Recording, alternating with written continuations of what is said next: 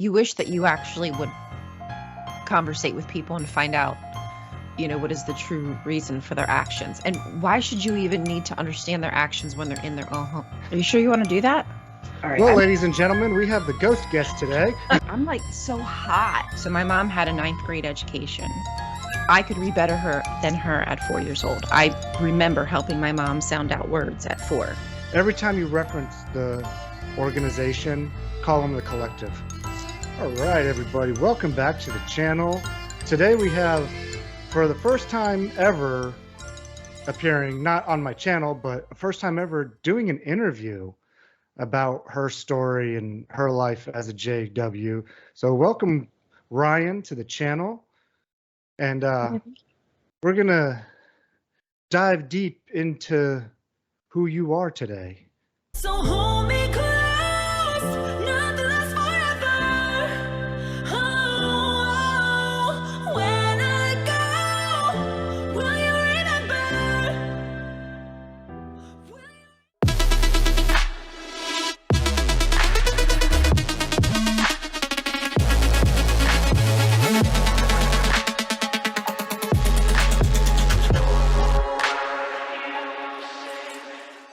Are you sure you want to do that? Well, no, but I do have a good therapist on the line for when we're done, so. Okay, just a warning. And I got some good medicine too. Okay. Oh yeah, that makes it even better. Good medicine. I have good medicine right here with me too. You're probably gonna need it to yourself.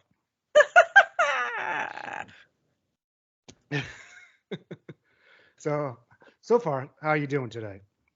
I'm good. I'm doing very well. I think that everything happening around the world gives me a little bit of trouble sleeping. I think that could be the reason why I'm struggling with sleep, because of the stereotypical end of world stuff that the Jehovah's Witnesses used to shove down your throat, and they use any kind of bad happening around the world as an indication that the end of the world is coming. And there's been a lot of terrible incidents around the world with earthquakes and floods and tsunami and et cetera, et cetera. And all those things are like the triggers they tell you to look for too. So exactly. So you've been hardwired your whole life to see these triggers, and then when you hear this stuff, even after you leave, it's still like, oh wait, you're still kind of like in that Yep. state of alert, and that's that panic almost. Yeah, it doesn't go away. No. Regardless if you know that it's not true, there's still, like, I kind of feel like you're so many different people as you go through different stages of life, and there's still that somebody in my head that is programmed to fear these kind of incidents, right? Yeah. I can't just easily erase it. I'm so much better at being able to think thoroughly and critically about topics like that, so it's not so bad. But you know how it is. You maybe you're in a bad mood and you don't know why, but you just know that you're in a bad mood. Just sometimes things affect you. You don't know exactly how it's affecting you until you realize, like, haven't been sleeping very well, and there's a lot of things happening on this planet that can be triggering and be frightening for anybody. Oh yeah. So with all that being said, how did you come to be a Jehovah's Witness? Were you born into it, or did you come into it later in life? So I don't say that I was born into it, though I really kind of was born into it. My parents became witnesses, like baptized witnesses, probably sometime when I was around maybe 10 years old, I want to say, somewhere around there. And I think they started studying maybe around 5. And my mom's parents were Jehovah's Witnesses. So that's how she kind of, like, she wasn't raised in it, but she was kind of getting pulled into it as a young teenager. Mm-hmm. And yeah, by the time my parents got baptized, then that was it. We were in it to win it. So you probably remember as a young kid then doing birthdays and Christmases and all that, don't you? Well, see, that's why I don't know how to answer this question. Okay. I had one birthday. I think I had one birthday that I remember, and I had one Christmas that I remember. And there's possibility there's a couple Christmases, but I only remember a few of them because obviously I was only a few years old. But my mom's conscience wouldn't really allow her to celebrate. So, like, people might give me a gift and they wouldn't deny me that gift. But at some point they were like, no, you can't have gifts. You can't have any of that. So basically, like, as you were saying, between the ages of 5 and 10, your mom was coming into it. And at that point, because even though she wasn't baptized into it yet, she still made you follow the rules of the religion at those ages. Yeah. Okay. Right. Because she still had those preconceived notions that this was the way to live. Unfortunately, her and my father were struggling with drug abuse and things like that they couldn't get themselves. But of course, because I'm the daughter, they can make me do whatever, they can make me adhere to any rules they want to. So that's pretty much what they did. Even if they weren't doing what they were supposed to, they would just make me do. Yeah. Right. Yeah, of course. Do as I say, not as I do. Yeah. Right. Yeah, that whole attitude. Yeah, exactly. Yeah. So at that time in your life, though, like, so were you about 10 or so, you said, when your mom got baptized into it? Yeah, it's hard to remember, but I feel like it was around that age where my parents finally got serious. Okay, so, like, how seriously were you taking this religion at that time? It's so difficult to answer these questions. So I came from a household of abuse. Of somebody behaving better, of course, you're going to latch on to that. So it seemed as if my parents were trying to act right. So in my head, okay, we get to meet a bunch of new people. I've got to meet a bunch of kids that were my age. I was very fortunate. The first Kingdom Hall we went to, there was a lot of kids, and I'm talking mixed. Like we had every kind of ethnicity in that congregation. Probably being quote unquote white, we were one of the fewer. So it was really a fun congregation. So for me as a kid who wanted to play, I was like, oh, okay, I get to go see these kids once a week. So it didn't seem like it was such a big deal. It seemed like things were going good. It didn't affect my life too much because, as I said, I didn't really celebrate birthdays or anything. So I wasn't really missing anything. And it probably wasn't until I was about 12 where I started to realize, like, I was happy for my parents changing, even though it was slow. I was very thankful. Not a lot of people survive through that. I'm very proud of them. But at the same time, it was almost as if, well, life is good now, Ryan. So what's your problem? So can I go take a step back real quick here? Go wherever. So I actually wanted to ask you, and this is only if you feel comfortable, okay? Anything I ask or whatever, you do not have to answer if you don't feel comfortable enough, okay? I just want to put that out there. You said you were abused. Were you abused by your parents? And like, if so, how did they abuse you? Again, like, you don't have to be specific or whatever. Whatever you're comfortable with. So, oh man, there's so many layers to this. So my father, that I can remember, didn't hit me. My mom wouldn't let him. My mom came from an abusive household. My grandfather beat the shit out of her, like broken nose, bloody. In fact, when he found out that my mom was pregnant with me, he attempted to abort me out of her stomach by beating her bloody black and blue. Oh, jeez. I'm still here. You didn't do it, Grandpa. I love him. Different times, right? Yeah. So I was very protected in that sense because I physically didn't get touched. But I had to be the one to get in between my parents to stop my father from hurting my mother, like pulling him off of choking her till she passed out. Jeez. Chasing her with knives around the kitchen. So even though I wasn't touched, I felt like I had to be the one to get in between so she wouldn't get hurt. Yeah. I mean, in in a fucked up way that doesn't make sense. You know, because a lot of times when children are in those situations, they, in essence, take on the role of the parent when they shouldn't Mhm. have to. And that's what you were doing right there. You were taking on the role of a parent, being protective of your own mother. Right. When your father is the one who should have been protecting her and taking care of her, not doing these things Exactly. to her. Right. So yes, that's abuse. What kind of abuse? I wouldn't know how to define that. So at least I didn't have my ass handed to me, but watching my mom have her ass handed to me was not fun. Well, But that sounds a lot of like psychological type of yeah, abuse, you know. Just I mean, abuse isn't always physical. And you know, right. and when it's not physical and you don't see those physical scars, it's harder to let people in and show them, hey, this is what's going on, because they can't see any physical signs of it. And I think that is what broke me, is feeling like I had went through years, let's say 12 years of just these fights and this dynamic in the household between my parents. And then all of a sudden, they're getting baptized and there's this rallying around them and the love bombing from the collective. And I honestly just felt like, looking around, like, does anybody not care about the fact that I just lived through all this? I don't know how to deal with this. I don't know how to, um, I didn't know what to do with all the feelings that I had. So I ate them, like just Yeah. stuffed them, And that because you don't have and no one that to talk to.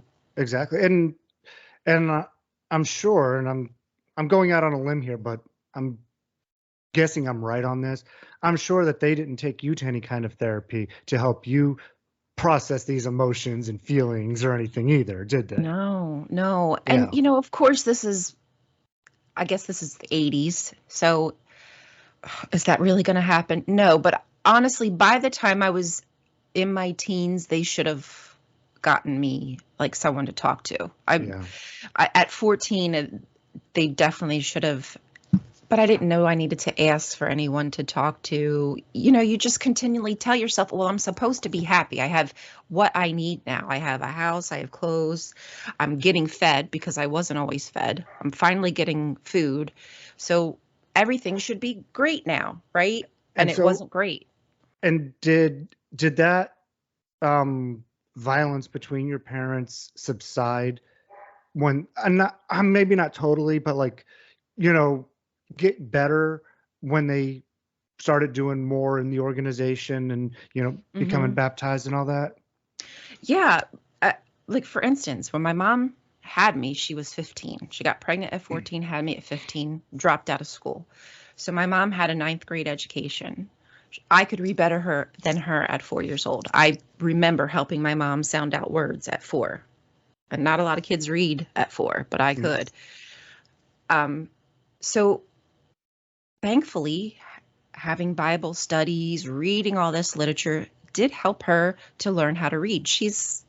My mom's a very intelligent woman, but it's just street smart. She has a different kind of intelligence. She's Yeah. very natural and things like that, into Mother Nature. I honestly think she'd make a great witch. I really think she'd be a happy witch if she could just get away from the collective.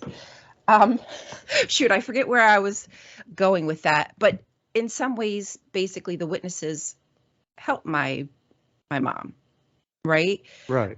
She basically has almost a high school education, you know,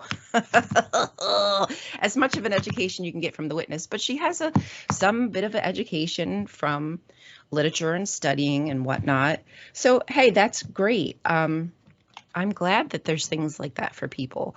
But at the points where my parents needed the real help with understanding how to communicate with each other, how to get past their past issues that kept them in, that drug abuse kind of lifestyle, it was superficial, right? It was a very superficial help.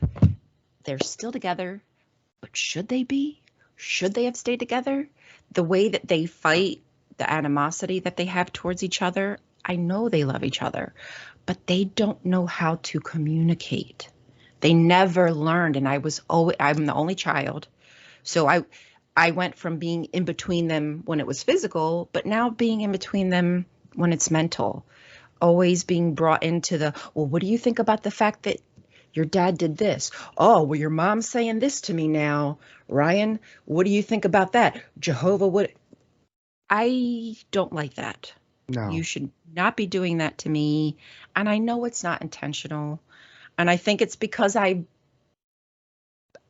can just put on, like, I can just do that for them. So I just would. So they probably never questioned that it was bad because I do it willingly and I probably look happy to do it.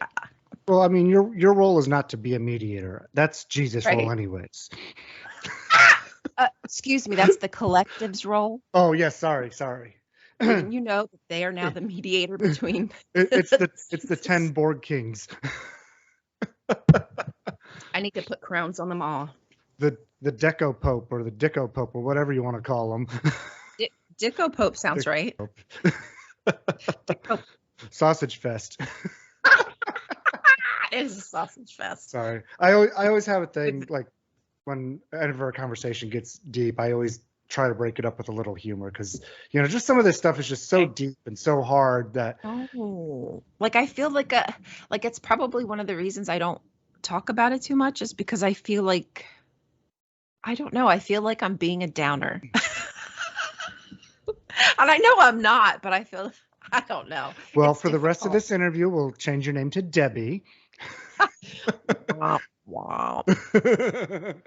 But okay. You think this is bad? What about the AIDS crisis? Well, you were brought up in that era. Right? And I remember it being on the literature too. Yeah. It So was do I. Sure. Yes. I mean, I'm not here to tell my story, but I was lucky because the doctor told my parents I needed a blood transfusion when I was born, and they refused to get me one, and I didn't get one, and I survived. And that was in '82, and that was before the public knew about the AIDS crisis. The medical professionals knew, but the public didn't know yet. Wow. So they weren't testing for those. No. Ooh. See, this is where I can understand having not guidelines, but having a group of people who are truly concerned about your physical well-being, who gave you real advice. Like, imagine if we had our own apostate literature and we gave real advice based on evidence versus the kind of advice that you get from the Jehovah's Witnesses, which is just full stop, die. Oh, yeah. Which could say, hey, could be this, that, and the other problem. Just make sure that you verify if you do get a blood transfusion that all the, the type has been checked. Like, give that kind of information. Exactly. But they'll never do that. No. They're too deep into that now. Yeah. But anyways, let's continue on. So your parents starting to do a little bit better, not fighting as much, getting along better. Now you're a teenager. So, like, how were you at this point? Like, when did you get baptized as a teenager? Mm-hmm. And how old were you? And, like, how seriously were you taking the religion over at that point? I'm so naive. I'm really disappointed with myself because I didn't have plans on getting baptized until my girlfriend told me that I should get baptized and that we needed to set an example for the rest of our friend group because we were some of the oldest. We were like two of the oldest. So we should be considering getting baptized. So I was like, oh, well, you're right. I don't know why. I don't know why I thought that she was right. She was not right. So I took my test to get baptized, failed. But also, I guess the caveat to that also is that I wanted my driver's license and I was 14, 15 years old. So at 15, you could get your learner's permit back then. So that was fast approaching and I knew I had to be baptized to get my permit. They was literally held that over your head to get your permit even back then. See, like, responsibility. You show like- responsibility. like for me, from where I was at, like I wanted to get my license when I was 15 and all that too. But like, I don't ever remember that being held over my head or that even being a thing until I heard, Tightwad, Borg leader talking about it. You know what I mean? Well, I'm not ready to get baptized. Okay, let's hold off on your driver's license. What? I'm 16. What are you talking about? I'm ready. I know I'm ready. Yeah, you're ready for a driver's license, but you're not ready to dedicate your life. So Yeah. I never actually really heard of that before until I heard him say that. I think it's been widespread because I'm not the only person who told me they also needed to get baptized. But maybe I never did hear of it either because I was such a perfect child, and as I still am. Nothing's changed, by the way. And I got baptized at 13, so I never had to worry about it. That is true, but also each congregation does have its own kind of culture and ideas. Yeah, you're as right. much as we like to think that we're all the same, I could no. have just came from one of the congregations who had this idea of kids need to show that they're responsible before they're allowed to get that privilege. If you want the privilege to drive, then you should want the privilege to be one of Jehovah's Witnesses. Well, I mean, it's like that video I did with Riley when we talked about differences from across the pond, Oh, yeah, I love Riley. And, we talked about like different movies and stuff that he could watch over there that we couldn't watch over here. And, Yeah. Stuff like that. And so, I mean, every congregation has those differences, whether you're in Europe, China, or the United States, every congregation is just a little bit different in what they will allow you to do or not do. Yep. Because as much as the organization wants to claim that we're this one unified group, they're not. No. You cannot make all of those micromanaging decisions the way that they do. Like their hands are in every single cookie jar, wanting to know every single detail. Mm-hmm. Yeah. Anyway. Oh yeah, absolutely. And I mean, they want to know, if you're a teenager that masturbates or not. Like that's none of your damn business. It's so disgusting. I think that we have it. I mean, I think that the Mormons have a little bit worse with that because I think they have to confess. I mean, we have to confess, but I think theirs is a little more progressive, aggressive. Of course, growing up, you don't realize this, but like my dad was an elder most of my life when I was growing up. And now that he's out and we've had so many conversations about different things since he's been out, I remember looking back, he was such a progressive type of elder and liberal type of elder in the congregation, the way he did things. Because I remember one time my dad and I were driving around in his truck, and he asked me if I masturbated, right? And this was just my dad and I in the truck. And I'm like, yeah, I do. Ah! And he goes, oh, well, you just need to try to stop. That was it. Wow. There was nothing more than I was like, excuse me? Are you my dad? Wow. But yeah, he never gave me like any big deal about it or anything. That's incredible. So what I would love if that were the majority of the Jehovah's Witnesses who didn't have to take it so orthodoxy, right? Mm-hmm. Who could just take it as guidance but not rules. Exactly. Unfortunately. So now let's talk about like after you get baptized and everything. Did you have any goals to like pioneer or do anything like that, to be a CEO's wife or be a Borg leader's wife or anything? Really my only dreams, if you want to call it that, is possibly to either build kingdom halls. I thought that sounded cool. I could do that. So I don't mind physical labor. I like to make things with my hands. I'm crafty. So I thought, okay, well, I could do that. I think I pioneered a special pioneer over summer one time Did not like it. I mean, I never liked service.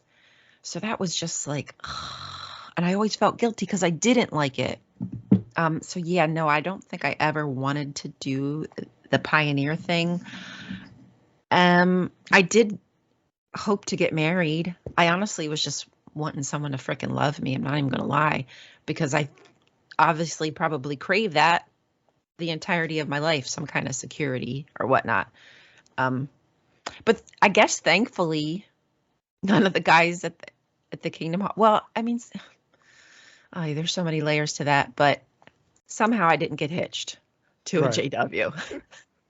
Somehow I lucked out because I might still be in it. And I just say that with, I might still be trapped in something that I don't believe in. So Now in our own conversations, you did tell me that you did end up getting pregnant when you were real young.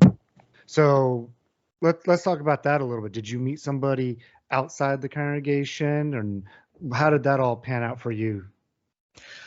So there was this guy at school, and I was new to the school. I had went to the school before, but we had moved, and then I had come back. So I'd returned to the school. So I had some friends, I was still a little unfamiliar. And there was this guy who gave me his number, and I didn't call him, obviously. And so one day he finds me again at school, and he's like, "Why didn't you call me?" And I was like, I can't. I'm not allowed.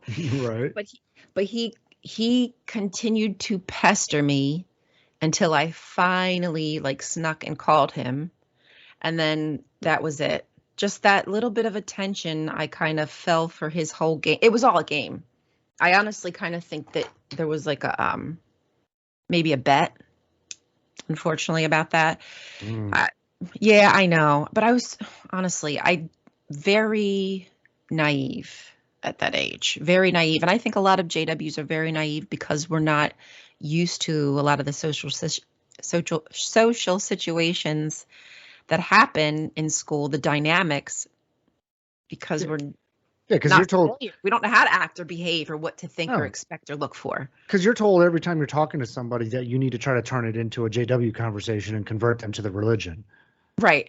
And I did even talk to him a little bit. I witnessed. Oh boy. I know, right?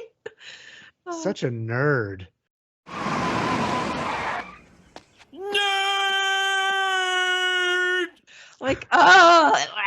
You were nerding for Jehovah. Jehovah nerd. Listen, oh baby, blessed. I'm so hot. So this guy, pestered you to call him. So you finally did call him. Now this is probably, if I'm guessing correct, just before cell phones were all real popular. Yeah. And so you had to call him from your home phone. I actually had a pager. I had a pager at that time for high tech. And if y'all don't know what a beeper or a pager is, it's basically just auto. What is it called? Alpha 9, or it's just letters. Yeah, alphanumeric. Alphanumeric, I think it. And yeah, you would send. I forget how you did it. You called the number of the pager or something, and it would just tell you that, show a phone number that you need to call back. Yeah, so you could put in a phone number and 911. Or what we would do is send messages and talk, which was 143 meant I love you. Yeah. There was all these little numeric things that I think still people, you'll see them every once in a while, still type 143, meaning I love you. 80081. Boobies. 135. Boobies. But because I had a job, so I got myself a pager. I don't think I had it for that long, and it got taken away. But yeah, so he would page me, so that would be kind of a way I could get away with communicating without communicating. Mm-hmm. The worst mistake of my life, because I ended up getting pregnant, getting disfellowshipped, and this guy was just not. He was not it. He was not it. Obviously, this guy wasn't a JW. Yep. So, I mean, I know with the pregnant thing that would have been a dead giveaway and all that. But before that, did you confess before they found out you were pregnant or anything? Or did you wait till you started showing? The only reason that my parents found out is because I was incredibly ill. I have hyperemesis gravidarium, I think is how you pronounce it. But it basically is when you can't stop vomiting. Everything makes you vomit. Water, Ooh. your own saliva. Yeah, your saliva comes back up. That's how your body rejects everything you put into it. So I had to go to the hospital and get IVs and stuff. So I couldn't. I probably would have tried to hide it, but I could not. I physically could not hide it because of how sick I was. Right, right. But even still, you could only hide it for so long. Yeah, well, I actually would have been able to hide it till at least 7 or 8 months. That's the first time I started showing because I'd lost 40 pounds from being so ill. Yeah. But then by the time when I was showing, I was showing, Mama. Mama was showing. So when you had the baby, did your parents help you out, or did they? Yeah. Or anything? See, this is what my parents. I know that they love me so very much, and I love them so very much because they did, protect me and not kick me out. I mean, I don't think you should be doing that, but they could have done that, being Jehovah's Witnesses. So thankfully, they did the right thing, the parent thing, and helped me. I mean, that's all too common of a story, kids getting kicked out just for getting disfellowshipped, let alone being pregnant. Right. And so when I got disfellowshipped, they told me, the collective, the elders, they told me that they were doing me a solid. They didn't say doing me a solid, but they were doing me a solid and were going to allow my parents to continue to have communication with me. Oh, wow. How loving of them to let your parents have communication with their own child. Yeah, I know. And it broke my heart because this elder in particular, and again, that was the right thing to do. I'm thankful they did that. It's just a shame that they had to do that to help me. Yeah. So there's, like, I'll give your credit to your elders credit for doing that. Okay, I will give them credit for that. But at the same time, it's still fucked all up disgusting because you're okay. I'm giving you permission not to shun when we should be telling you to shun. Like, seriously. I mean, there's people on death row that have more communication with their parents than Jehovah's Witness kids who are disfellowshipped. Yeah, I know. And I was so thankful. Yeah. Thank Jehovah. Oh, God help me. What a traumatic fucking experience. So did you, I'm assuming you went ahead and eventually got reinstated, right? I did. It took me over a year and a half. And I wrote 2 or 3 letters, and that's how long it took them to forgive me and allow me back. Yeah. And by that time, I had gone to the meeting, like I had done everything I was supposed to do, as much as I could do, whatever. And it took that long. And by the time I came back, I mean, there was a lot of wonderful people who were still very kind to me. It just wasn't the same. It was never going to be the same. Nobody looked at me the same. Like, yeah, I was just kind of like recycled trash, basically. Well, I mean, when you're disfellowshipped like that, you are thrown to the wayside. Nobody thinks about you. Nobody talks to you. They're told to emotionally and physically separate themselves from you. Yeah. And they've been looking at you as if you were dead, and now you're trying to come back. And when you've been detached from somebody like that, emotionally especially, you're not going to just overnight get that attachment back with that person. And I kind of felt like people didn't trust me. Nobody wanted to invite me out anywhere. Like, people didn't do things with me. It was just bogus. I can't believe I stuck around as long as I did. It was really bogus. And that's true too, because like you had a baby, you know. People don't want to hang out with other people who have young children like that because they'll be crying or need attention or whatever, and that'll detract from the evening. So why would I want to invite you over when Right. half the time you're going to be taking care of your child, when they could just say, hey, look, I'll help you out with your child when you come over, and let's try to have a nice evening. If they need to be fed or whatever, somebody takes them, but they don't do that. They don't think about it. No, you're right. And I think that would be an excellent way to welcome somebody back into the flock, to make them feel like, hey, you have something worth fighting for here. Isn't it supposed to be about one big family? And it doesn't feel like one big, it just feels like a huge group of people judging you and watching your every move and waiting for you to make a mistake and say, see, we knew absolutely. She wasn't back. Well, like the last congregation I was in, my youngest child, he was 2 to 3 years of age, okay? And my youngest one is autistic, which we didn't know this then, but he is. And he could never sit still throughout a meeting or anything. But there were times that he would just be sitting there. He wouldn't be like noisy, but just general Fidgety. baby cooey, but not bad. Like I could sit there and pay attention, no problem with what he was doing.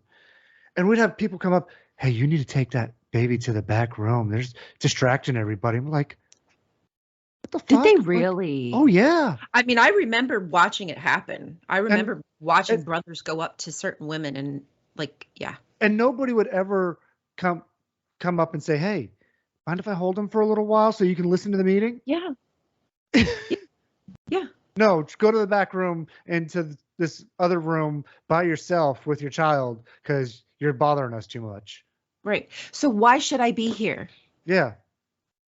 And I know that a lot of people would just take their kids back there and beat them so that way they could come back out in 5 minutes, beat them real quick, make them cry it out, and then hopefully they don't want to get beat again and they'll sit down for the rest of the meeting. Oh, man. It was all too common.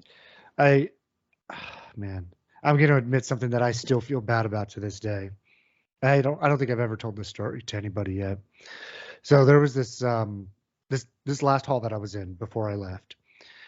This brother came up to me. He was taking his child out to spank him, asked to borrow my belt because he didn't have one.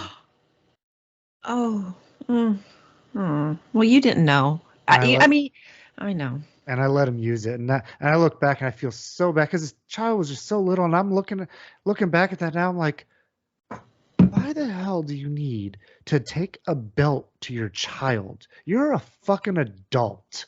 Right. Why do you need to beat your child? They're already helpless. I couldn't be around it. If I truly, I am telling you that if I see this with my own vision, somebody beating their child, I honestly don't know how. I think that I probably would snap. Yeah. Which is one of the reasons I don't go out a lot, because I'm very responsive to that because of what we've seen, because of what we've experienced. I would absolutely have to say something. It's not going to be nice. Exactly. And I know that you got to be careful in this world about that, but oh yeah, you can't help what triggers you. No, you can't. Just make sure you don't have a gun in your hand when you're being triggered. Right. No trigger with the trigger. Exactly. Got it. Promise. I'll keep this with me and go, okay. Or you could just pull out a math book and do trigonometry. All right, I got to go.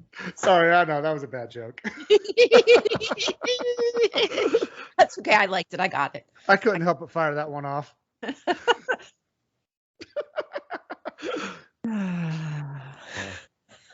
I'm always full of bad jokes. What can I say? That's good. That's all right. I like it. You're full of something. Yeah, my wife will say shit, but Well, at least your eyes aren't brown. No, they're not. They're blue. They're blue. My eyes are brown. I could be the full shit one. Maybe. Like just don't let it squeak out of your nose, okay? Oh God, I'm not the collective. I don't brown nose anybody. I don't need to kiss any elders behind. That reminds me of that line from the movie Liar, Liar, where he goes, In Utah, you're the biggest brown nose I've ever seen. got your head so far up Mr. Allen's ass, I can't tell where you end and he begins. Oh, that's such a good movie. That's I such love a that movie. that was like a one of a kind of movie. So, okay. So you've been reinstated now. You still only have one child at this point, right? Yes. Still single, still living with mom and dad. Yep. So like early 20s now? Probably was just like 20. Yeah. Something Okay. like that. When So I finally got back. So now you're back. What did you do going forward after that, now that you're back in? Or were you trying to get back into like the routine of the service and all that and, getting all your privileges back so you can, Yeah. comment and all that? I think I had spent, I can't remember now, but at least 6 months I had a Bible study. And my Bible study was like, I still remember her. I know who she is. If I saw her, I would still talk to her. She's a very kind, compassionate woman. There are good people, she's just unfortunately in a shitty religion, but she was such a loving, good family, everything. But God, Are you telling me that you had a Bible study that you converted to the religion? what do you mean? No, Jehovah's Witness Bible study. Oh, okay. I thought you meant like To a get Jordan- back. out in No, service like kind of- okay. to get me back to, I think that's like a usual, like general consensus. Once you've been Yeah. brought back, they want you to they want you to basically do everything you can to prove you're a decent human. I got you. I got lost in translation there, but you're good. Yeah. Yeah. So I had my Bible study. I started going back out in field service. I was trying to answer. I was doing what I could do, right? With the capacity that I had as a new mother, working, yada, yada. I was doing my best. And I think I was just getting jaded again because nothing was changing. I wasn't happy. I thought I was going to be happy having all these people back in my life again. And like I said, nobody really cared too much other than like my Bible study and a few others. But for the most part, I just felt ignored. And I think that just made it easy for me to again start to make another exit. So I kind of faded out. I ended up getting involved and got married with another worldly person at 20. Was it 21? Something like that. Yeah. So I just kind of went back into the same pattern with another douchebag idiot dude.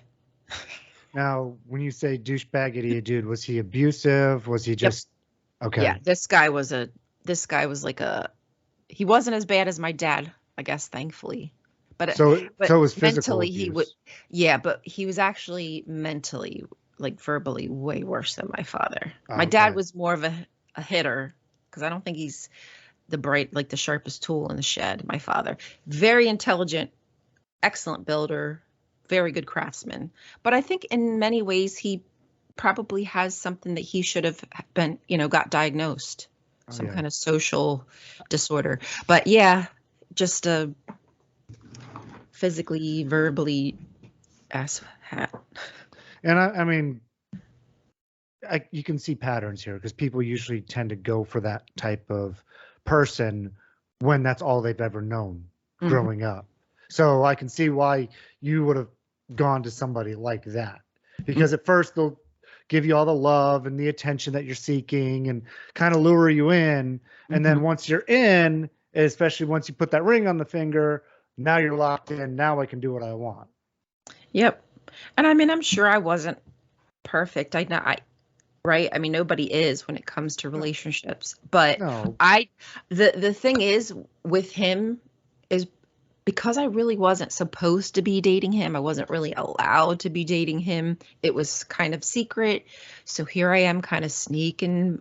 I can't be open and honest with my behaviors. I have to sneak everything, which you don't make good decisions, I don't think, when you have to sneak around. You should be able to make decisions, but maybe have people who can give you some good advice. And maybe I wouldn't have did what I did, but I ended up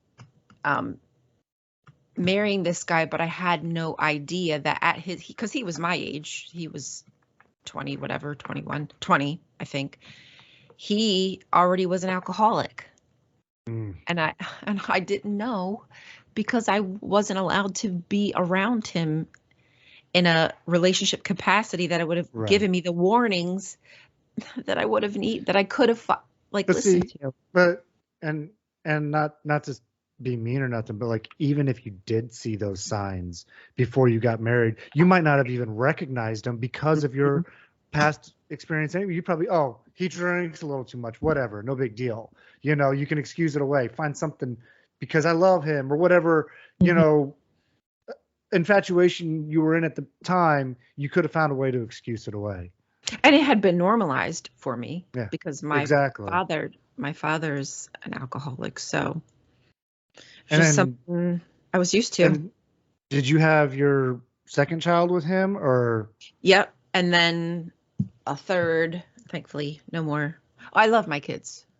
I'm not saying you don't, but no. I just wish I would have chose a better father for them. That's that's really all I wish I could have given them. But I love them so much, and I'm so proud of them, and so thankful that I do have them. And they're surprisingly well put together for the shit that they've gone through.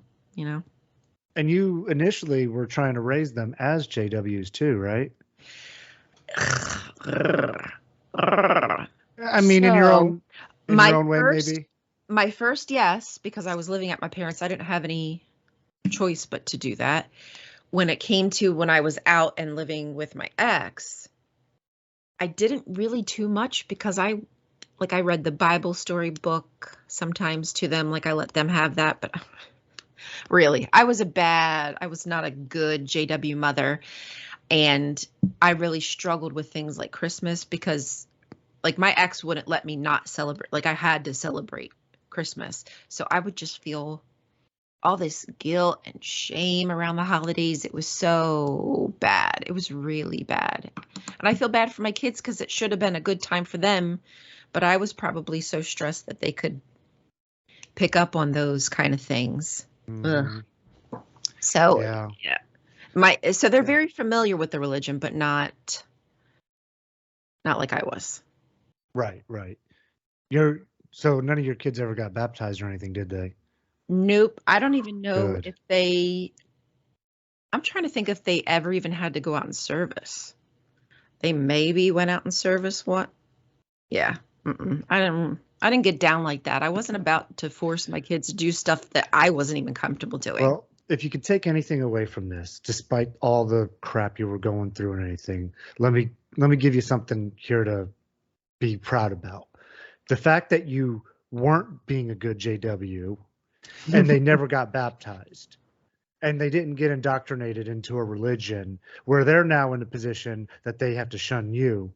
So, I think despite all the stuff that you were going through, that's at least something positive you can take out of it, that they didn't get wrapped into this cult, into this collective, and have to do all these other things as well. So, that is the positive. That is a very big positive. Because I mean, really, they were the ones who kind of gave me the alert that something wasn't right inside of this organization. So maybe they had just enough familiarity to be able to say, Mom, because kids are so smart. And when I wasn't inundating them with those thought stopper kind of tactics, they were able to critically think about things I was too afraid to think about. Let's pull back just a hair. I want to get to that really, really soon. Okay. But sure. So how long were you married to your ex? So technically, I think it was 10 years, but I left him. I think I left him after 3, and then subsequently, it took me 7 years to leave. Okay. That's how many times I went back and forth, because every time I left, I would go to my parents. I'd be forced back into the JW world, which was also torture. Mm-hmm. So sometimes in my mind, I was like, okay, do I go to the Kingdom Hall and get tortured about how shit of a person I am and I can't get it right? Or do I stay with my ex, who also makes me feel like I'm shit and I'm not a good person and I can't get it. So you were really dealing with the lesser of two evils scenario right there. Yeah, and just think if I had a good support system, I probably would have been able to leave him that first time because I did not want to go. I did not want to go back, but he Right. was so obsessive and forceful, and he would just continuously make me feel like I had to give it another shot. And I was so unhappy at my parents' house. It was like, okay, well, I guess I might as well just fucking try this all over again. Right. Because, you either lived with your parents or lived with him and you had nowhere else to go, and that's a really shitty situation for anybody to have to be in. Because in all our talk we've had right now, I didn't hear any parts where you were able to go to college and get yourself a career where you made enough money to support yourself. So you probably were working at shitty, low-paying jobs. Yep. And trying to do the best you can with what you had, but it wasn't enough to get you out of a situation. It was enough to keep you in a shitty situation no matter which way you went. Right. I mean, I think we're talking about like jobs that I was making maybe $12 an hour, which isn't bad, but you can't support a family off of that. No. And obviously at one point I finally got enough money that I was able to start supporting myself, and it was due to my parents helping me buy a place. They finally, not finally, but I asked them, would they help me buy a trailer? And they did. And that was the first thing I ever owned just by myself. And I was able to afford it because, if you've never lived in a trailer park before, usually all you're paying for is the piece of property that you sit on, and that might be a few $100, and that might even be with water and sewer. So it's a reasonable place to afford. I think I might have been paying total of $800 a month, and it was 3-bedroom trailer. I had a kitchen. I had 2 bathrooms. I mean, Right. that's mint for a single mom. Oh yeah. And you had somewhere for your kids to sleep. You had a place and you were doing it on your own. Yeah. So that was a really good feeling. That was a very good feeling. But unfortunately, I was still just dealing with all these emotional issues that I never had gotten taken care of. So was it, you said about 10 years to finally break away from your ex. Was it after that time when you finally broke away from him, that when you just mentioned a minute ago about your kids and how they started introducing new ideas to you and questioning about it? Was it after that had happened? Yeah. I mean, I think my kids had always just kind of not enjoyed the Kingdom Hall because they would do what they had to do and go to the Kingdom Hall. If we were at my parents' house, they would listen because they're good kids. But if you ever asked them anything honestly, they would tell you how they felt because they had a little bit of Christian teachings from their father's side too. So they're getting this is the right religion here, and then and kids are smart enough to go, well, you both can't be right. Yeah. And then all those other people can't be right. But that was just something I had always thought we were chosen. So I never questioned that being right.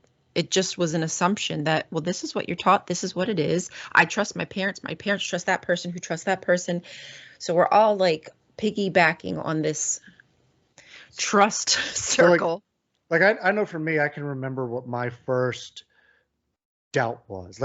My first doubt that took me back and really made me think. Did you have any kind of moments like that where you just okay, something was popped in your head or whatever? For me, somebody asked me a question and that's where my first doubt stemmed from. But what was it for you then?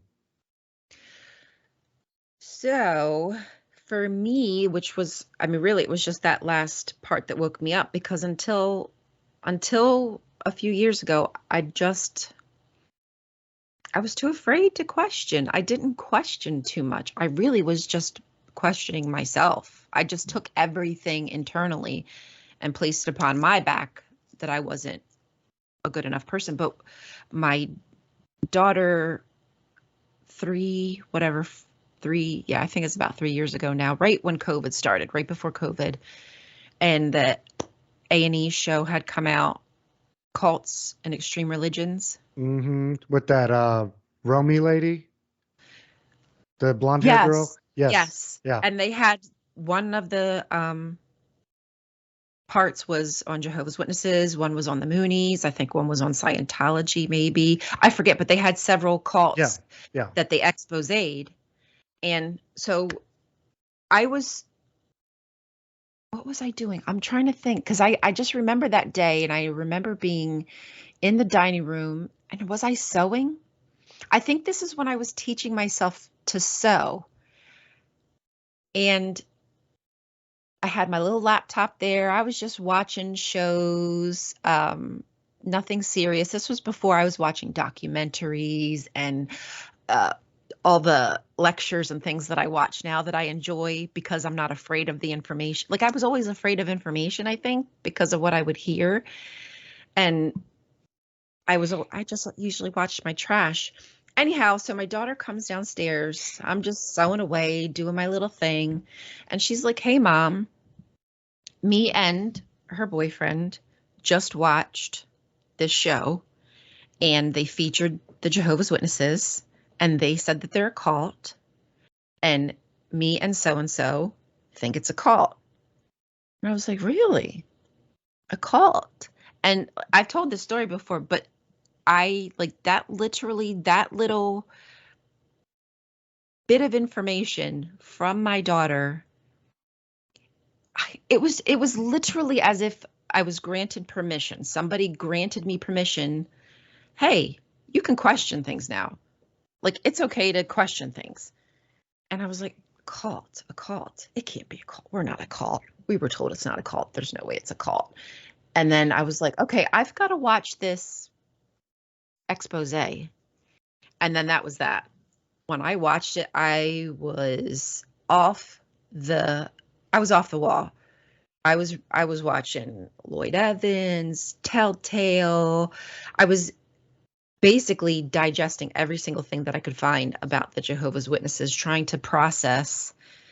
And through a lot of it, I was angry with I was angry at Lloyd for what he was saying. I was angry at Telltale for what they were saying, because they were saying things about like the governing body and about the organization, about the collective, that was like, wait a minute, that's not nice. That's not true. They care about us, right? Because I'm protective of this organization.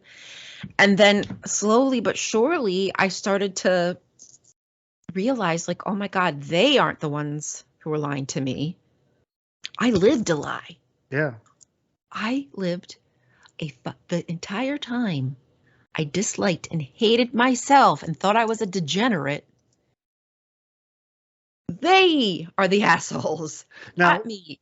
So when you were watching all these videos, did you, when I started watching all these videos too, and they would reference something like, you know, a watchtower or scripture or whatever it was that they were talking about it, and, you know, were showing proof from the witness's own literature, I went and I looked it up.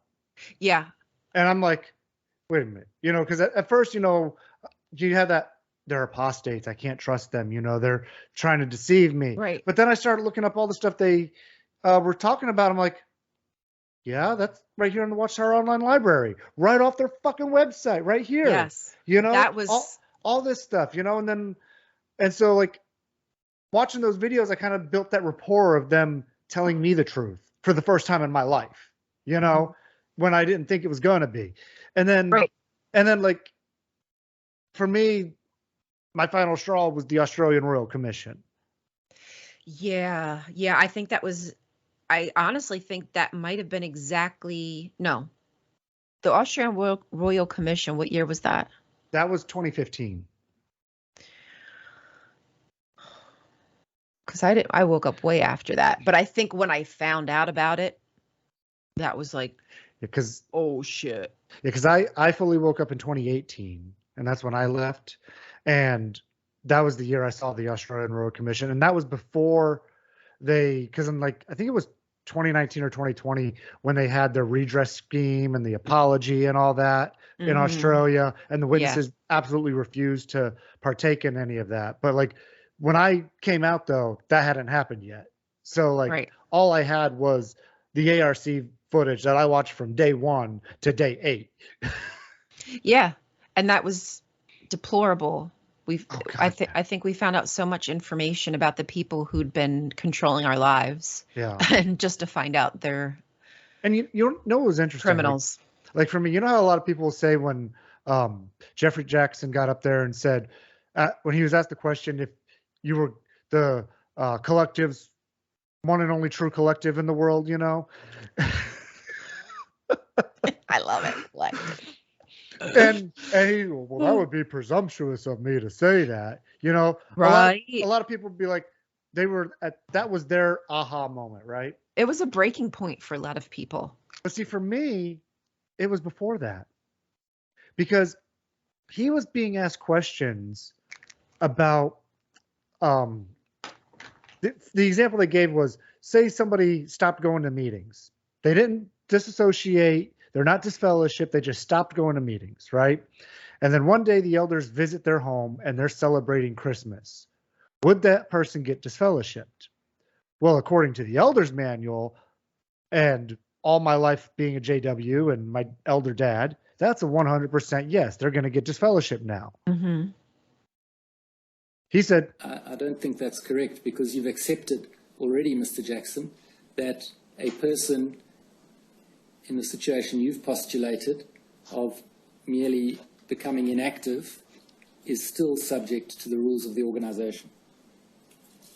Yes, but if I can mention, Mr. Stewart, your first proposition you put forward, that they meet someone who's celebrating Christmas.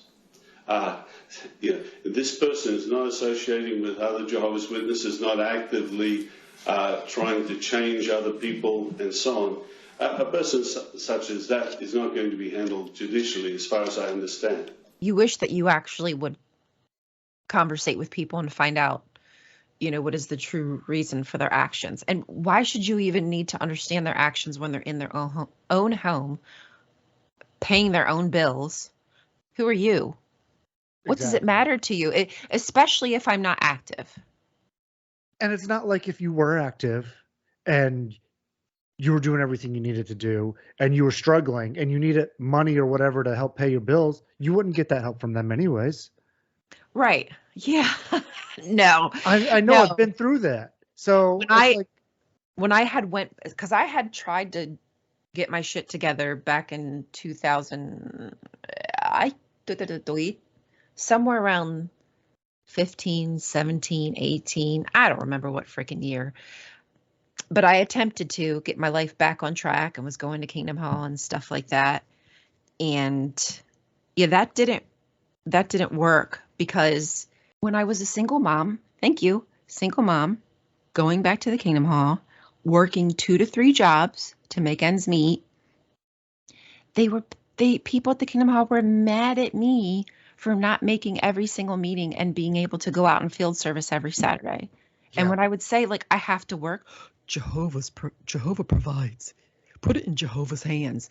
I am not putting my electric bill and my food bill in Jehovah's hands. No way, no how. No, I know you're not giving me any money. Like, I got to go make it.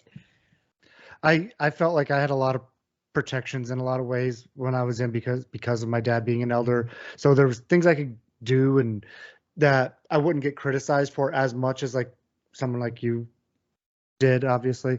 So like back in 2008, I went to trade school for welding.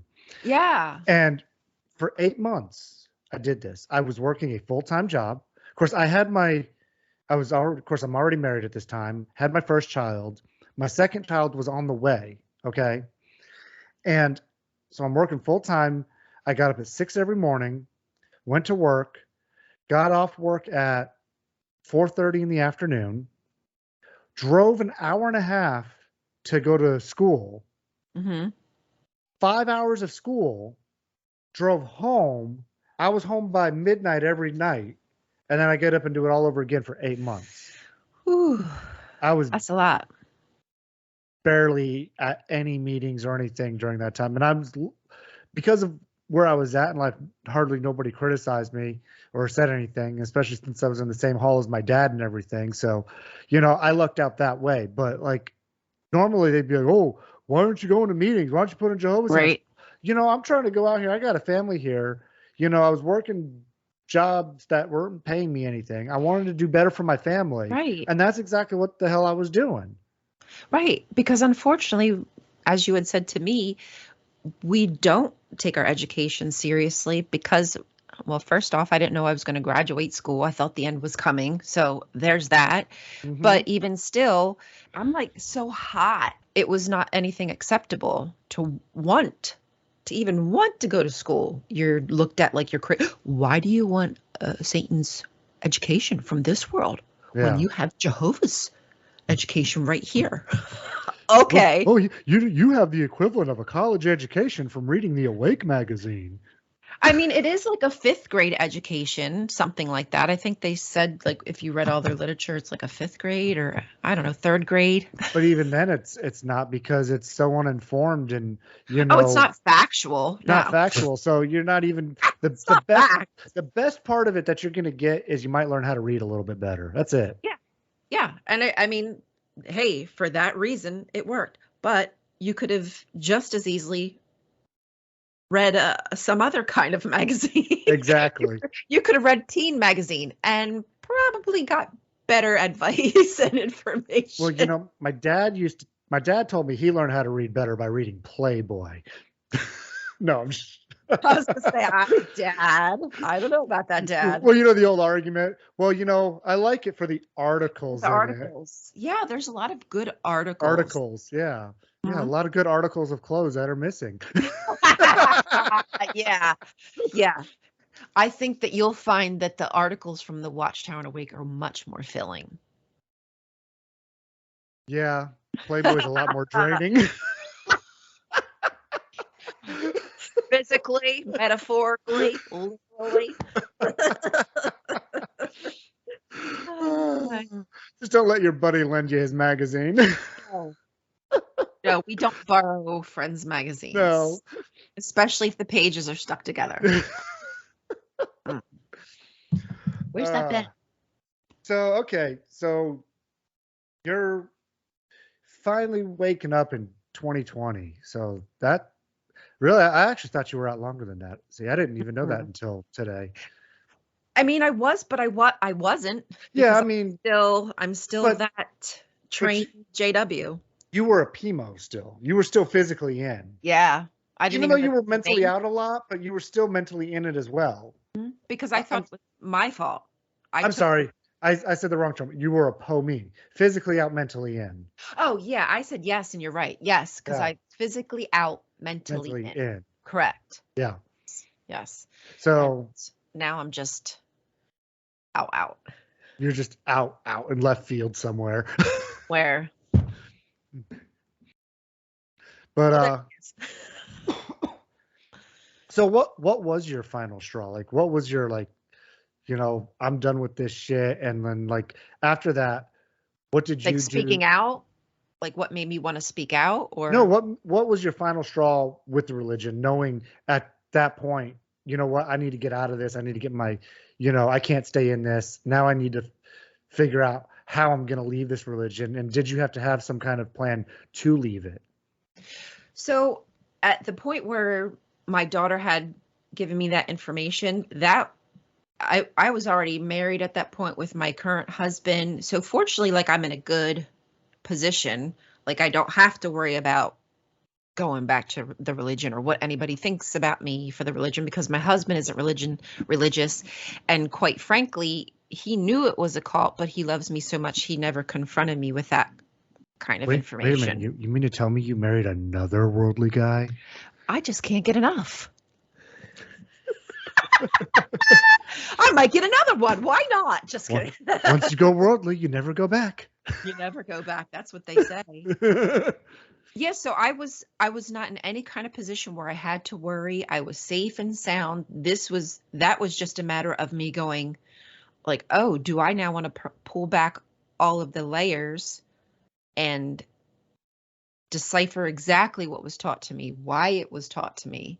So that was a very freeing experience, although scary, because then COVID hit and I'm just in this process of like realizing that everything that I knew was a complete lie, but also feeling like, oh God, like what's happening to the world? Like, what is this thing? Like that like we had talked about before, that fear of the end of the world coming. And I honestly, like I shook, my hand shook for several months because that's how just much nervous and anxiety kind of inducing feelings I was going through. Like the emotions were just a roller coaster. Oh yeah, I can imagine. And then on the other side of that, when I finally started to, I don't know, get a hold of everything, that's when I decided to come on TikTok and start making video. Well, actually, I came to TikTok just to learn some stuff from people because there was the George Floyd riots, I think, were happening around that time. And I was like, oh, I want more updated information on the ground, like what's happening, because I didn't trust the news sources because they'd always, you know how it is with news sources. They don't like people fighting for the right. So I was like, well, I want to get it from people on the ground seeing it happen. So I get on TikTok and then I start seeing people posting about their religious trauma. And then I found out there was such thing as religious trauma because I didn't know that was a term. There's a lot of these ideas that I'd never heard of. I'm like, oh shit, I probably have that, like PTSD. Oh, come on, Ryan. How could God's one and only true collective give you religious trauma? It's just me. I can't get it right. It's all your fault. Remember that. Right. You just take it on yourself and then everything's. But see that, I mean, we joke about that, but that is a brilliant play on these religions' parts because they throw all the blame on the people. It's always your fault. You're lacking in something. You're not doing something. Whatever it is, it's all you. It's never us. Right. And people beat themselves into submission to try to please these religions, and they're never getting any happier. They're getting more and more traumatized by it, and they're spiraling, and they don't know why, because this is all they're ever taught. Mm-hmm. They don't have coping mechanisms. No.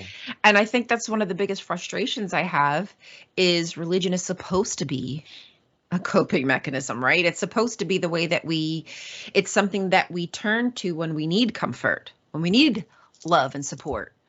But it's now become this mechanism that just holds us hostage in positions that are very dangerous, emotionally, physically, etc. And it's like a drug too, because it provides you just enough with the dopamine and the love bombing and things like that to keep you craving to come back for more of it. And so you're getting addicted to that feeling of being loved, whether it's the congregation or the Almighty that you're believing in, but you're not getting anything out of it. No. And they just keep you crawling back for more and, paying more and more money to get this dopamine high that's not doing anything for you. It's a circle. Yeah. I don't know. I know there's terms for these, but there's like these trauma abuse systems, cycles that they have the blueprint for it, right? Yeah. If you're smart, if you're any kind of intelligent person, if you're going to do a religion, you're going to do it right. You need to read the books on like the bite model and etc. And you use that as your blueprint. And they have done that. That is exactly what they have done. They use they use it against us. They probably also, another good book to read on how to do that is Mein Kampf. Right? Isn't that what Hitler's book? Yeah, no, but I mean, isn't that what some people, like some of these DeSantis, The Satanist. Yeah, but that's, I know that they know of these books and have quoted these books. Oh yeah. So it's the blueprint. They know what they're doing. They're doing it all right out there openly. you could see it. I mean, especially if you know anything about cults and how they operate now, like you do, you could see how blatant it is, and you're just like, and people keep falling for it because it's the same crap that they've been told their whole lives too, and they've never been told any better. Yeah.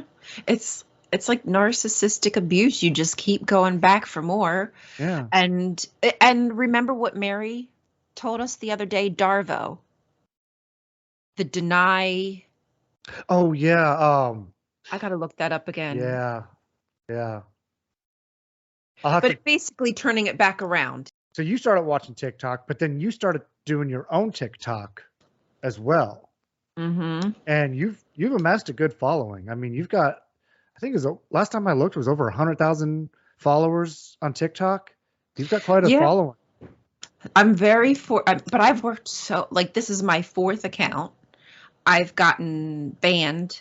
The reason I have 4 accounts is because I've been banned and kicked off of TikTok several times, several times. I cannot count because of the things that I say.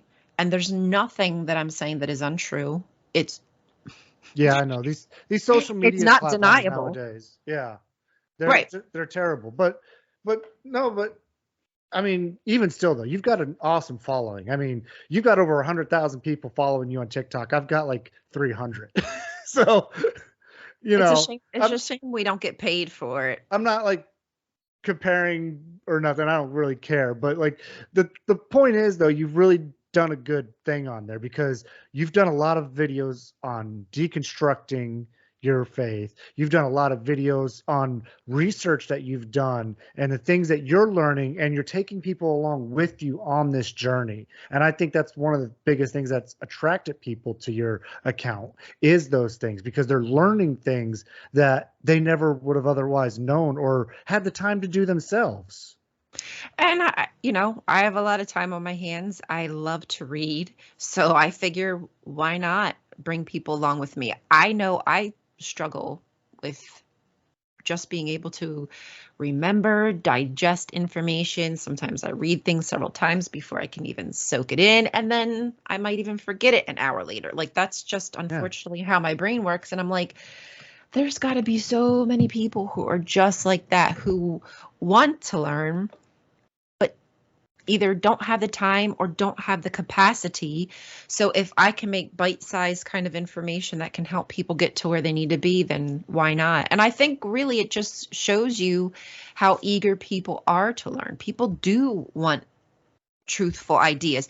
People may not be Christian anymore, or they may not be Jehovah's Witness anymore, but people still want those coping mechanisms. Mm-hmm. Okay, so maybe not everything in the Bible is true, but maybe there's something there that can work for me, that can help comfort me. Right. That I am absolutely okay with. I just don't think we need that dogma. No. We don't need big church. We don't need church in our governments. This is supposed to be a personal thing. It's not supposed to be a public projection of how amazing I am connected to my God every effing day. We get it. Chill the F out. Keep it to yourself. And that's honestly how I found you originally, was on TikTok. I started following your accounts, and I think I don't do the, stalky creeper guy thing that I hear a lot of guys do, where they start sending weird messages or whatever. No, but I know I reached out to you on there, and then, oh, Ryan, no. Hello. I was just watching one of your videos. I love your TikTok. Sorry. Yeah, we've gone to the really creepy, strange. We're now in the David Splain territory. Super creep. But then I remember, you were like, hey, I'm also on Twitter. So I, followed you on Twitter, and then I started seeing you on other platforms as well, and everything. And so, yeah. And when it's done right, though, I think you can meet the right kind of people online, though, that are, have had the same kind of experience as you, that you can talk to, you can relate with. And, I've found a great friend out of it, right here talking to you. And I you know, absolutely. and Mhm. I'm, you do a lot of content now. Like you're on so many different YouTube channels. I can't even name them all right now.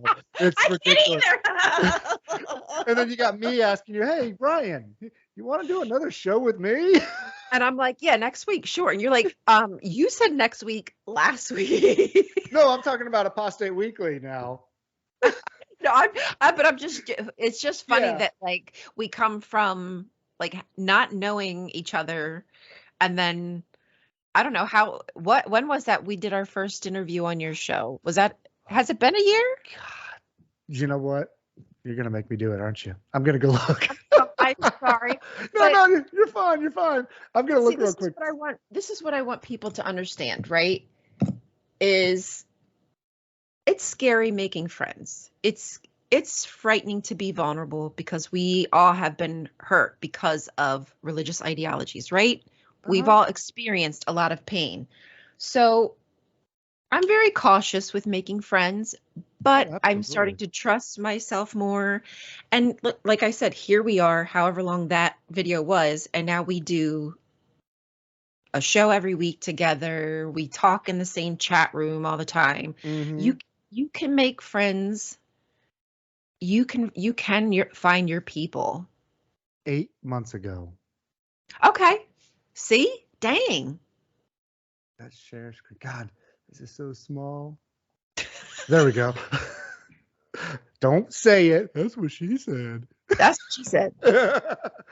8 months ago was when I uploaded that video, that last video that we did, talking about our different experiences. And so from there, like, I think our friendship has really, like you said, it's really blossomed. And it's wonderful to be in a community, though, especially nowadays, where we have the support. We have online that we can communicate with people from all over the world with shared experiences, and we can talk and commiserate about it. And I think that really helps a lot with the healing and deconstructing of these beliefs. That's what I recommend to people is find community. And like don't go when they're like guns ablaze and just spilling your trauma dumping. No. Test the waters, make sure these are all trustworthy people, right? Just because people have religious trauma does not mean that everybody's a good person. We should be cautious, but you can just find so many similarities. Like we've lived such parallel lives because of our experiences that is very comforting to me that I don't have to explain a word. Like I just say shun and y'all know what I'm talking about. Like you just Exactly. get what I'm saying. And that really is comforting. That's the part where a religion would help, a comforting religion where you could get in there and you understand what they need, but that's not what religion offers anymore. Religion No. sells you they sell you the sin, and then you have to continuously go back to get the healing. Yep. It's like the worst snake oil salesman. They give you the disease just to sell you the cure. Yeah. Right. Yeah, exactly. And you don't get that when you find real friends. No, you don't. And just recently I did a video about finding friends after you leave the religion, and you can't expect everybody to be your friend, because when you leave, not everybody's going to become a Christian of another denomination. Not everybody's going to become atheist. Not everybody's going to follow the same path, but you have to learn how to accept that as well and realize, okay, this person may not be for me. That's fine. But they might be out there helping somebody else. You never know. I mean, just because they're not your friend doesn't mean they're not helping somebody else. So we're all needed in the community, even though we don't all need to be friends with each other. Exactly. Not everybody is the same cup of tea, right? No. We all have likes, dislikes, and maybe we can get along enough to do things together, but that doesn't mean that we have to, we can get along but maybe we're just not the best of friends by any means. I mean, I'm always open to new friendships, but I am very guarded. I have to be. Oh yeah. You definitely have to be, especially being a woman, and I hate to say it like that because I've heard, like I said, I've heard so many stories about creepo guys on the internet, Yeah. sending, just You derogatory think you're making messages. friends. You Yeah. think you're making genuine, which is difficult, like you said, sometimes with Yeah. guys. You think you're making a genuine connection, and they're just in it to win it. Yeah. Like, that's really disappointing. It is. I mean, and that makes it harder for like a guy like me, who I'm out here trying to be genuine. I'm just trying to be your friend. I'm not trying to do anything more than be Right. your friend. And Right. like, if I message somebody like you and I don't know you, and it's like, how are you going to take that message on the other end when you're reading it? Are you going to take it as, okay, is this guy trying to, Yeah. win me over some way, or is he being genuine? You can never know. Mm-hmm. And I just am very cautious sometimes because I've just been burned. Yeah. I've just been burned too often of thinking I'm texting a friend, and then you get a dick pic. You're like, oh, God damn it. Yeah. I mean, that hasn't happened in a while, but like, it's just happened enough where I'm like, okay, no, thank you. I will be cautious. And it never is the other way around. I never get Right. like a tit pic Tit or pic. anything like that. You know? No tit pic, not even a toe. Like, come on. Well, I mean, I did get your toes in that one video. Oh, that's true. And that was free. Yeah. I hope your wife isn't mad. TikTok toe. That's right. Tic-tac-toe. Yeah, we played tic-tac-toe. Was it the first interview? Was that the first time we played it? Did we play tic-tac-toe? We didn't actually play the game, but we were making fun of we were talking about your toe rings that you were getting or something. Oh, that's right. And I yeah. said, you can make a TikTok video and call it TikTok toe or something like that. Yeah, that's right. Me and my little, look, I got a little. And then I remember I put like a little tic-tac-toe image on the screen. Oh, isn't she gorgeous? Look at it. Look at the sparkle. You're lucky I don't have a foot fetish.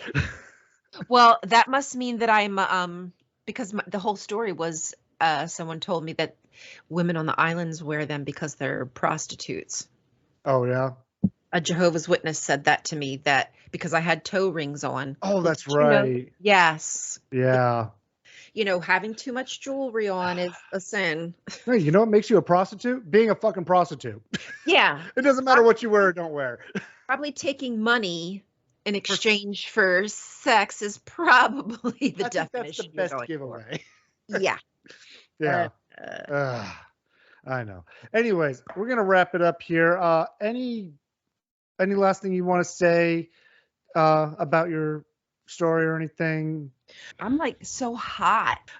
I just really would like to encourage people to find groups to join, Facebook groups, what have you. If you're leaving high control religion, you're going to need a support system.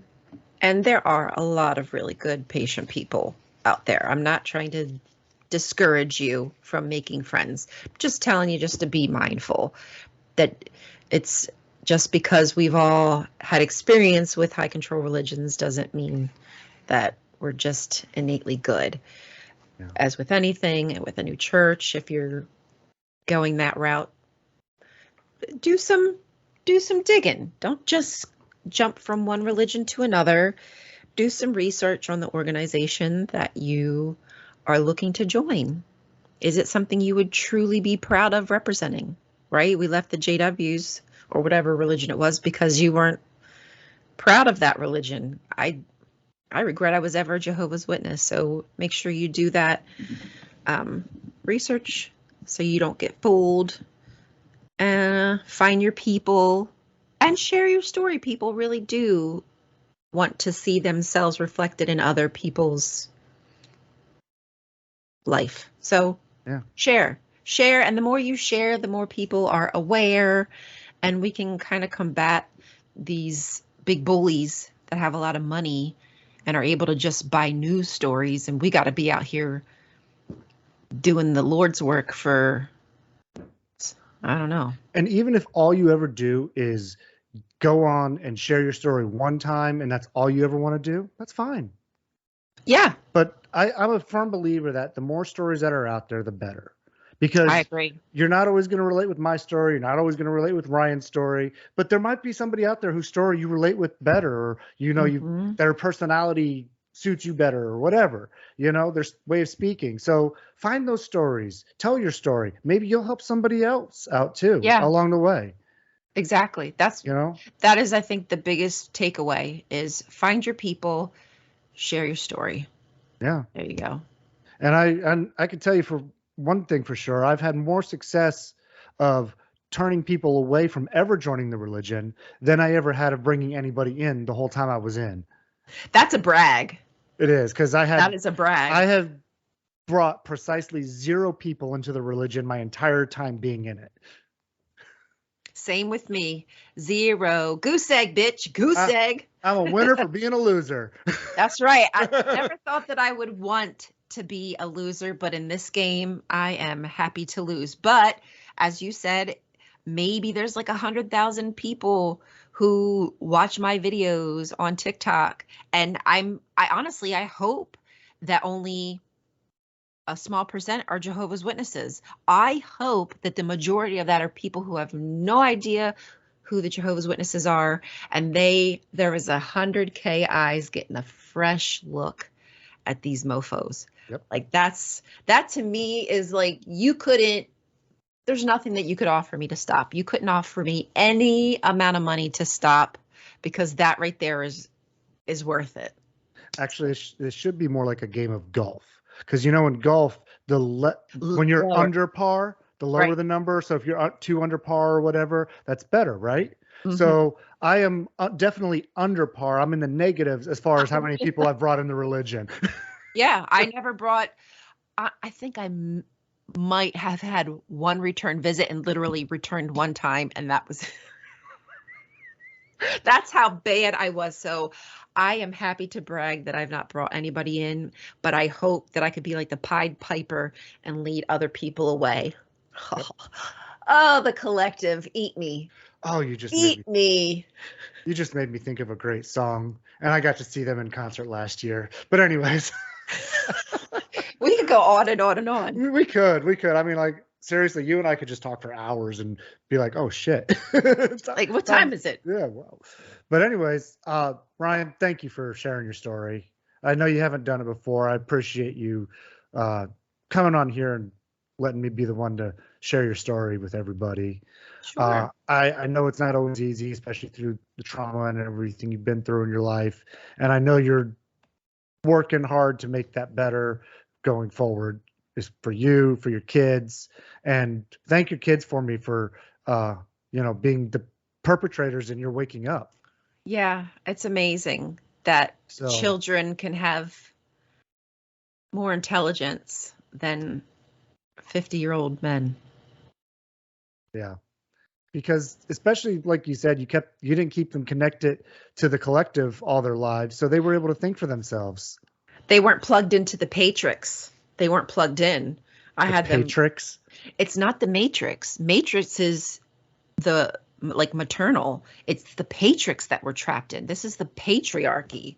Oh, okay. The Patrix. I haven't heard that yet. So Yeah, I want to get to the Matrix, or can we get to like a happy medium of the Patrix and the Matrix? But what we're living in now, I think it's the Patrix, not the Matrix. just so long as we all get a happy ending. That's all I'm saying. Look, there's no guarantees in life, James. Sorry. Well, one You can can try. only hope. You can hope. You just keep on hoping and let me know how that goes. Well, you can hope in one hand and in the other. well, that meme I sent in the chat this morning. Yeah. We all started out as an orgasm, so we all went from nothing to something. That was right. So, Sorry. so That was technically, your beginning was somebody else's happy ending. Oh, now I'm just imagining. See, you just why? My imagination's too good. Yeah. Get me out of here. Oh, okay. On that note, we'll finish on that note. On that ending. Anyways, so tell everybody real quick where they can find you, like the first few places. I know there's so many, but the main places. You can find me on TikTok at A Sandwich is one of my TikTok names, or Tax the Churches is my over 100K one. Or you can find me on Rion-Culttastic on YouTube. That's where I'm trying to put my long form content. TikTok is more of like those short in your face videos, but for the more informational long stuff will be on YouTube. Okay, very good. And also, if you subscribe to any other channels like Skeptic Haven or Oz, any of those channels, she frequently guests on those all the time too. So just keep an eye out for that, and follow her also on Apostate Weekly, Apostate Coalition. I was gonna say Twitter. Oh, on Twitter. Yeah, because you usually put the announcements out where you're gonna be on. So yeah, actually, if you want to know where I'm at in the moment, Twitter's the best place to follow me. I have no idea how long Twitter will be lasting in this world. I don't know, but you can try. So I'm going to put all those links in the description below for you. And thank you again. And viewers, thank you for watching, and we'll see you next time.